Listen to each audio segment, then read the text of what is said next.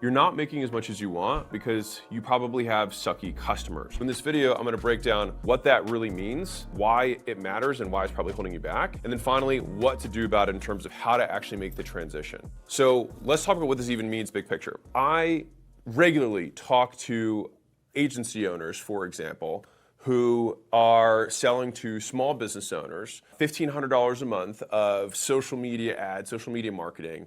And what's really interesting about this type of business is that they quickly plateau at maybe $1 million a year, sometimes $3 million a year, and they come and they're like, what do I need to do to scale?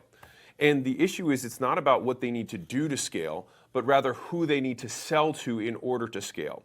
But the reason this is so difficult to transition away from, it's why it's one of the 7 deadly sins of business, is that when you have the wrong avatar, the volatility of your business is based on the volatility of your customers. For most small business owners, a $1,500 per month or $2,000 per month or $2,500 per month recurring cost is usually too high for them because as soon as they have a bad month, they immediately cancel marketing, which of course is ridiculous because if you're trying to grow, the last thing you want to do is cancel marketing. But there's a reason they are small business owners. It's because they make small business owner mistakes. The thing is, if you try to build a big business off of small businesses, it's basically having a terrible foundation. It's building a castle on a foundation of sand. As soon as the tide comes out and pulls the sand away, so too goes the castle.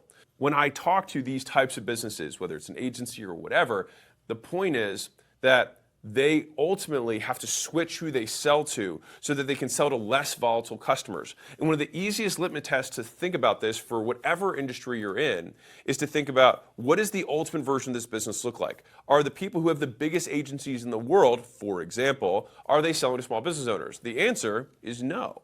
Think about it.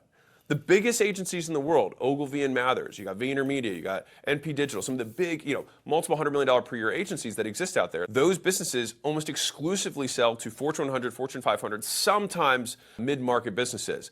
Because anybody who sells to really small businesses ultimately realizes, man, these guys need way more help than just getting leads. They don't know how to work leads. They don't know how to sell. They don't know how to price. And then all of a sudden you have to start building their business for them. But the problem is that you need to build your business right now and you're building it on the wrong customer base. The reason this is one of the 7 deadly sins is that there's usually an apparent conflict, meaning you can't just immediately switch because what happens is, oh my God, if I switch, then I'm going to stop selling customers. Stop selling customers, stop making money. If I stop making money, I'm going to lose my business. But I also need to switch who I'm selling to or I'm never going to grow. You're in a rock and a hard place, which is why the 7 deadly sins of business are so hard to break through or break free of. The main meat of this is that you have misalignment between your maximum potential product or service value and customers' ability to realize and pay for that value. You could ultimately provide more value to a different customer than you can to a bad customer. But as a result of only selling to bad customers, you have to translate that into a lower quality or lower price service. It becomes this very vicious cycle of you wanting to lower your price and then not being able to deliver as much service, but they need more service, but they can't afford more service, and around you go.